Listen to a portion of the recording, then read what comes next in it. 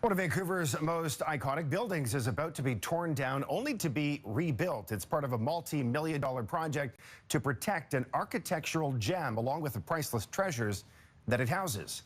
CTV's Nafisa Karim reports. Among the soaring totem poles inside the Great Hall at the UBC Museum of Anthropology, you'll find forklifts and work crews. They're in the middle of a painstaking moving operation. The challenge is making sure that when we're done, it looks as it does today. Even though the hall is considered a modern masterpiece of concrete and glass, it wouldn't withstand the big one. It would be in trouble, let's put it that way. Nick Milkovich was a junior architect working under the late Arthur Erickson, who designed the museum in the early 70s. It's like a 5-story building, one space. Making it seismically safe means rebuilding it on top of what's called base isolators. Base isolators dampen that effect on the structure.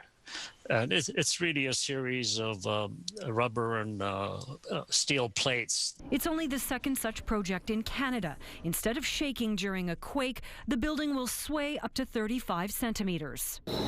The price tag, $30.5 million. That includes sustainability upgrades and a sprinkler system, because right now these irreplaceable carvings have no fire protection. Another problem, the roof leaks. There are almost as many garbage cans as there are totem poles.